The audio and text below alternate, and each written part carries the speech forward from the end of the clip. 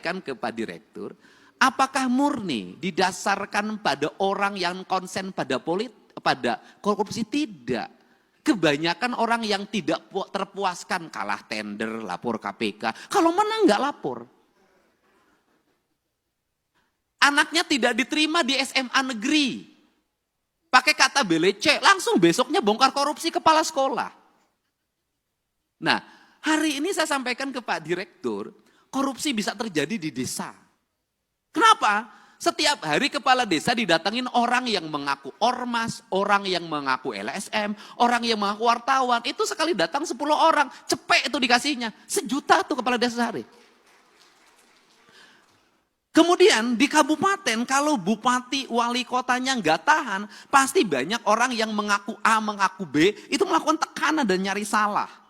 Kemudian setelah itu dia bergaining, dapat jatah di kerjasama A, kerjasama B, kerjasama C. Nah, ini yang jadi problem adalah Pak Direktur, gubernurnya punya daya tahan, misalnya para bupatinya punya daya tahan, tapi kepala SKPD-nya itu belum tentu punya daya tahan. Kenapa? Gubernur enak, SKPD-nya tinggi Pak, jauh jaraknya ke masyarakat. Kalau bupati wali kota itu dekat ke tetangganya, didatengin tiap hari pusing, akhirnya dilayanin.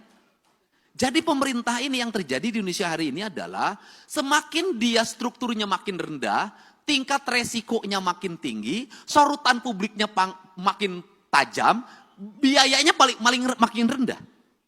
Sehingga ini problem yang harus segera dibenahi. Saya berikan contoh, misalnya pelaporan ke KPK. Saya sampaikan kepada... Halo, assalamualaikum warahmatullahi wabarakatuh. Apa kabar teman-teman King Cepi? Nah, di kesempatan kali ini kita menyaksikan di mana Kang Deddy Mulyadi memaparkan dan menjelaskan soal bagaimana sih mekanisme korupsi itu terjadi di tingkat desa maupun di sekolahan-sekolahan yang memiliki indikasi korupsi. Nah, di sini gua sekedar mau nambahin aja ya. Jadi untuk menjadi seorang kepala desa itu kita dituntut buat jadi maling. Kenapa? Karena kan belum apa-apa nih. Ketika kita hendak dilantik itu ada ternyata bro, ada uang gitu. Sebesar mungkin ya kisaran nominalnya puluhan juta lah. Untuk biaya pelantikan katanya. Nah, itu dari mana gitu kan? Belum biaya kampanye, belum biaya pencalonan dan juga biaya pemilihan nanti pas di TPS. Nah, setelah mereka duduk dan menjadi seorang kepala desa, akan ada banyak sekali oknum-oknum yang akan mendatanginya dengan dalih macam-macam gitu. Yang ujung-ujungnya mereka minta duit. Memang nggak salah sih, memang nggak salah gitu. Oknum-oknum tersebut datang ke oknum kepala desa itu kadang ya mereka memiliki penciuman gitu, memiliki temuan bahwa desa tersebut korupsi ataupun desa tersebut menggelapkan dana desa gitu yang diamanatkan oleh pemerintah pusat ke desa-desa di seluruh Indonesia. Tapi kan yang pada akhirnya korupsi tersebut menjadi korupsi berjamaah gitu antara kepala desa, oknum-oknum ormas serta LSM gitu yang memeras kepala desa. Nah, yang dirugikan masyarakat kan pada akhirnya gitu. Ya, ini sebenarnya adalah permasalahan klasik yang terjadi di Indonesia di seluruh desa-desa di Indonesia. Cuman sampai sekarang belum ada tindakan yang pasti gitu dari pemerintah untuk menanggulangi hal tersebut. Tapi di sini Kang Deddy Mulyadi memiliki ide gitu yang menurut masyarakat cukup brilian gitu. Soal digitalisasi dana desa. Jadi kepala desa itu udah nggak bisa megang uang cash gitu dari pemerintah provinsi. Khususnya mungkin di Jawa Barat ya, gua nggak tahu di provinsi-provinsi lain program ini akan diterapkan atau tidak gitu. Yang jelas Kang Deddy sudah mencanangkan program bahwa nanti ke depannya uang dana desa yang digelontorkan oleh pemerintah pusat ke provinsi dan dari provinsi terus turun ke bawah gitu. Akan berupa uang digital dan juga pembiayaannya berbasis digital gitu. Jadi berapa saja yang dibelanjakan oleh kepala desa itu ya pemerintah itu bisa mengontrol gitu. Jadi indikasi korupsinya bisa ditekan. Dan ini merupakan ide yang sangat brilian sih menurut gua karena negara mengeluarkan anggaran untuk dana desa ini nggak sedikit gitu, bisa nyampe ratusan triliun per tahun. Kalau hanya dipakai buat, hura-hura kepala desa, oknum-oknum kepala desa gitu, kalau hanya dipakai buat memperkaya diri mereka saja gitu, alangkah ruginya masyarakat gitu yang selama ini membayar pajak ke negara. Dan juga semoga ada penanganan yang baik gitu dari Kang Deddy Mulyadi untuk Jawa Barat lah Pak khususnya Direktur, gitu, soal apakah murni penyelewengan-penyelewengan dana desa yang selama ini didasarkan pada terjadi di orang Jawa yang Barat dan di konsen pada seluruh Indonesia.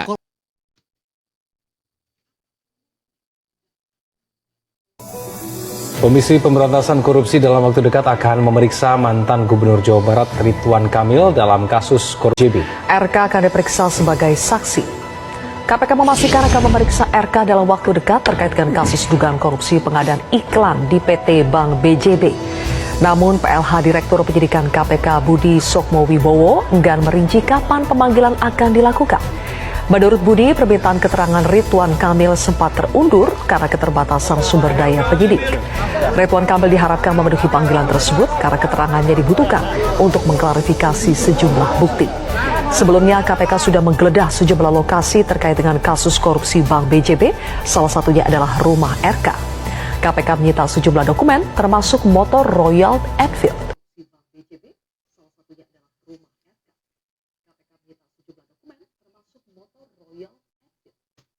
Nah Bro, soal kasus dana hibah ya yang sampai sekarang ini tak kunjung ada kejelasannya gitu dari pihak KPK maupun pihak kejaksaan. Dan semoga saja secepatnya pihak, pengadilan memanggil gitu, meminta keterangan RK soal bagaimana sebetulnya mekanisme dana hibah di zaman kepemimpinannya itu berjalan gitu, karena rakyat butuh kepastian. Kang Deddy Mulyadi lah yang ngebongkar semua ini Bre. Kang Deddy Mulyadi sudah mencoba mengaudit dana hibah dan banyak sekali temuan-temuan serta kejanggalan yang ditemukan di dalam pengauditan tersebut. Nah, sekarang giliran kita sebagai masyarakat yang menuntut nih kepada pihak, kejaksaan dan juga KPK gitu. Kapan akan bertindak gitu soal permasalahan dana hibah ini karena ya masyarakat juga kan sekarang sudah tahu datanya sudah dibuka bahwa nominalnya itu nggak kecil gitu, gede banget. Akan lebih bermanfaat justru kalau nominal sebesar itu dipakai buat kepentingan masyarakat. Dan gua pribadi tentunya sangat berharap sekali bahwa orang-orang oknum-oknum yang sudah memakai dana hibah ini, kalau bisa kembaliin lah gitu duit rakyat, minimal nggak 100% juga 70% nggak apa-apalah gitu, yang penting ya negara nggak rugi-rugi amat gitu, rakyat nggak sengsara-sengsara amat gitu. Jangan ini udah, korupsi gitu, tapi ya nggak mau mengembalikan uang yang mereka korupsi, padahal udah ketahuan gitu, jelas-jelas mereka korupsi. Dan untuk DPR gitu, yang di pusat cobalah gitu untuk secepat mungkin gitu meresmikan atau mengesahkan undang-undang perampasan aset agar supaya kerugian negara itu bisa ditekan gitu, inflasi juga bisa ditekan. Uang banyak bertebaran gitu tapi masyarakat nggak punya uang gitu. Jadi kan artinya hanya segelintir orang gitu yang memegang uang jumlah besar gitu. Sementara masyarakat setiap hari saling sikut sana sini gitu. Karena kan kejahatan yang terjadi selama ini gitu kan di tingkat masyarakat bawah gitu, itu karena ya akibat abainya gitu para pejabat terhadap masyarakat. Akhirnya kesejahteraan tidak didapat, ya mereka menghalalkan segala cara kan untuk menyambung hidupnya.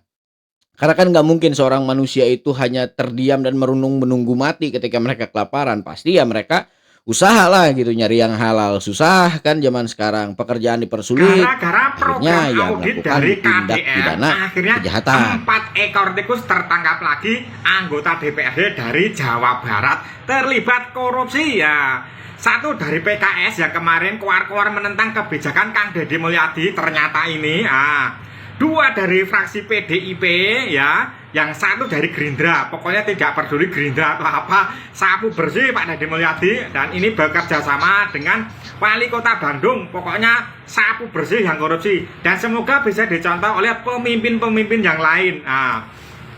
Dan ini yang kasihan itu ya, modal jadi anggota DPRD itu luar biasa. Ini modal belum kembali sudah tertangkap.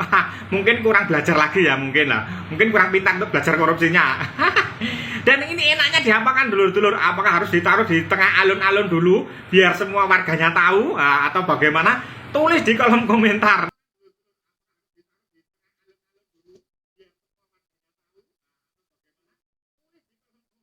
Jadi kalau soal diapakan ya yang jelas hukum seberat-beratnya dan kembalikan duit rakyat.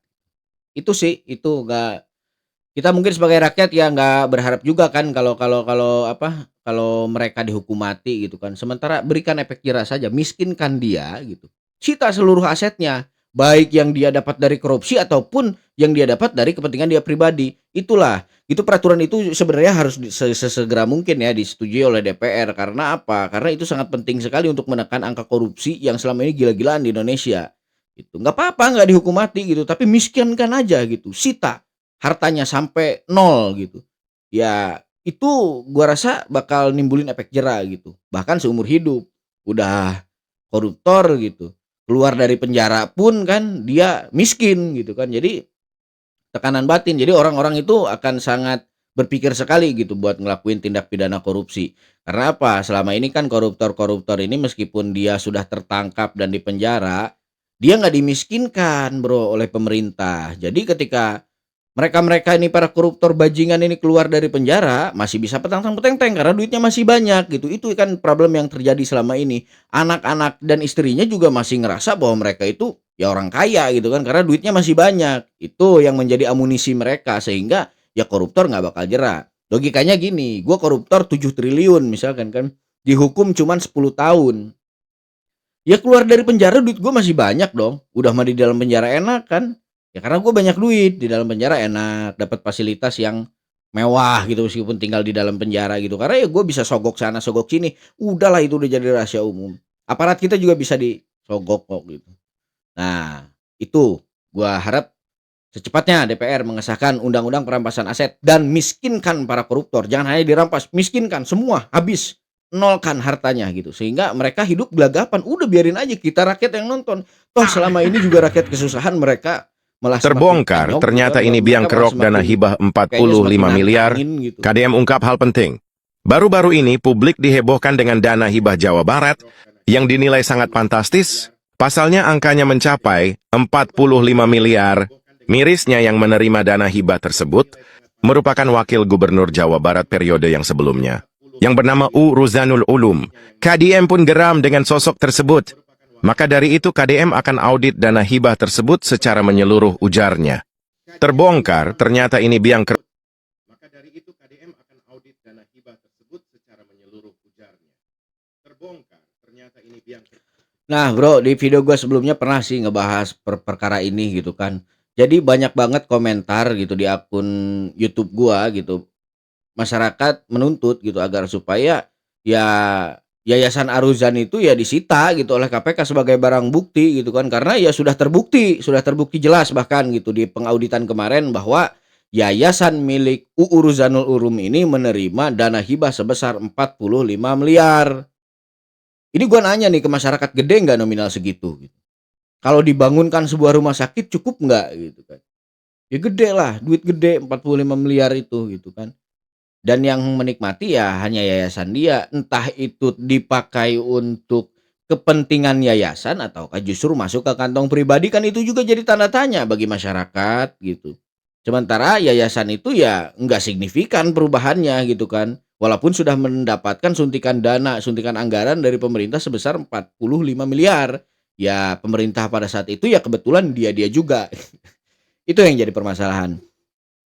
Dan mari kita bersuara lantang gitu. Kita tuntut agar supaya secepatnya kasus dana hibah ini ditangani lah oleh KPK gitu. KPK melakukan penyelidikan dan penyidikan terhadap orang-orang yang memang memiliki indikasi menerima dana hibah yang cukup besar dari pemerintahan provinsi daerah pemerintahan sebelum Kang Seorang Deddy oknum Mulyadi. kepala desa berinisial H di Garut, Jawa Barat dicokok tim jaksa pidana khusus Kejaksaan Negeri Garut.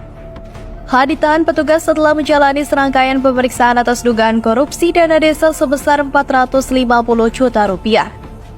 Oknum kepala desa Sukasenang yang masih mengenakan seragam dinas itu tak bisa berkutik ketika digelandang ke mobil tahanan Kejaksaan Negeri Garut. Pada hari ini, Kejaksaan Negeri Garut telah menahan tersangka atas penggunaan dana Desa Sukasenang, Kecamatan Bayobong di Kabupaten Garut, yang mana anggarannya dari tahun 2021 sampai 2023. Diduga pada awalnya tersangka menggunakan uang tersebut untuk judol, tapi setelah dalam pemeriksaan memang untuk kepentingan pribadi.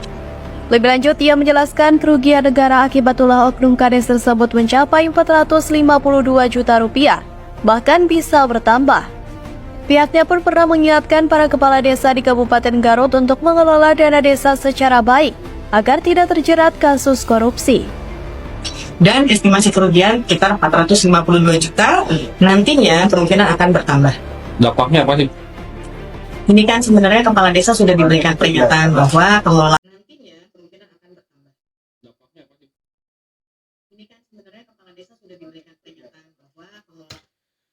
Jadi di sini gue pengen minta ya gitu kepada pemerintah, kalau koruptor itu memang sudah tertangkap basah dan sudah menjadi tersangka, tolong sih jangan memakai inisial gitu, biar semua orang tahu lah gitu.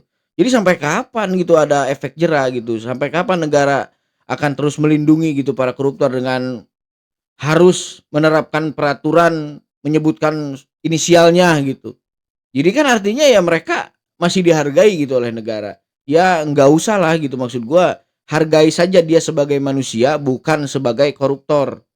Itu aja gitu. Jadi kalau terus-terusan koruptor disebut inisialnya ya masyarakat nggak tahu kan gitu. Ya nggak ada efek jera juga buat para koruptornya gitu. Karena apa? Gua juga minta di sini buat audit lah. Audit periksa seluruh desa yang ada di Indonesia ini. Gua yakin 99% oknum kepala desa itu korupsi gitu, dana desa, karena itu empuk banget bre gitu. Apalagi Kang Deddy sempat jelasin kan kemarin kalau lahan yang paling empuk untuk menggelapkan dana desa itu ada di pengembangan BUMDes gitu. Karena apa? Karena itu yang paling enak gitu buat mereka makan. Foto kolam orang kan, Kang Deddy sempat bilang kan SPJ kan gitu biar cair. Padahal itu kolam orang, bukan usaha milik desa gitu. Itu sudah jadi rahasia umum banyak. Di tempat gue juga memang seperti itulah gitu cara bermain mereka gitu. Tolong pemerintah audit semua dana desa yang selama ini menjadi lahan korupsi bagi oknum-oknum kepala desa gitu. Karena gini bro, gaji kepala desa berapa? Katakanlah 3 juta ya. Gaji kepala desa 3 juta. Mereka mencalonkan diri sebagai kepala desa itu bisa habis 100 juta. Logikanya dalam jangka waktu 6 tahun mungkin modal itu kebalik. Cuman kan dia dapat capek doang gitu. Dengan modal 100 juta itu belum lagi tekanan dari LSM, belum lagi tekanan dari ormas. Banyaklah dari sana sini, dari coklat, dari timbangan gitu. Mungkin kalian paham kan? Ya itu sebenarnya permainan yang sudah lama terjadi gitu di negeri ini gitu. Itu tuh bahasanya modus-modus klasik lah gitu. Jadi tolonglah gitu untuk menekan kerugian negara itu ya secepatnya diaudit, dibenahi gitu sistem pemerintahan dari mulai tingkat pusat sampai ke desa gitu. Karena ya sekarang desa juga megang duit gede gitu. Jangan dibiarin gitu. Harus ada pengontrolan dari pengelolaan keuangan. pemerintah dari pemerintah yang memiliki otoritas dan paling di dalam hal duitnya yang terkait. adalah dana bergulir yang dipakai BUMDes, usaha taruhan aing teh. Duitna pakai piara ayamna ku elu. Pakai piara domba na pae.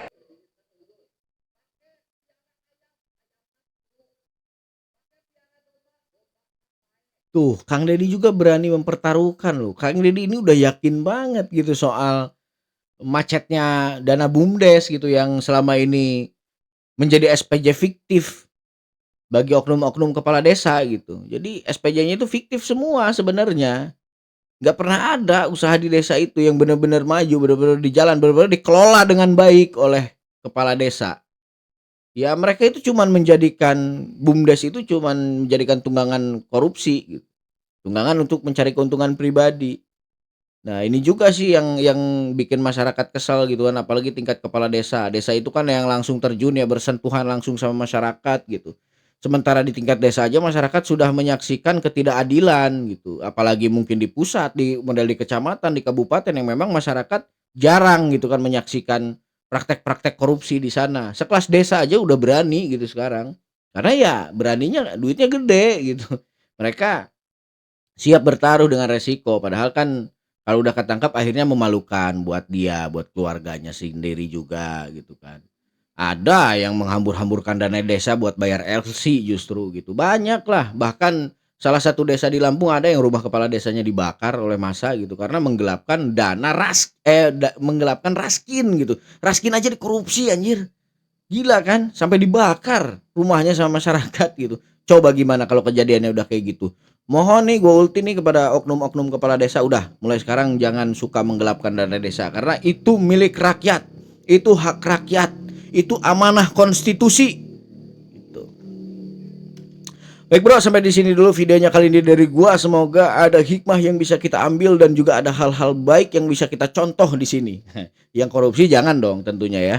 Dan semoga saja KDM terus diberikan kesehatan oleh Tuhan Yang Maha Esa, dijaga elektabilitasnya serta dijaga kesehatannya. Gue juga semoga kalian semua dalam keadaan baik-baik saja, tidak berkurang satu apapun, rezeki lancar, kesehatan normal, mulus rahayu, berkah selamat, dan tidak pernah bercita-cita buat menjadi seorang koruptor.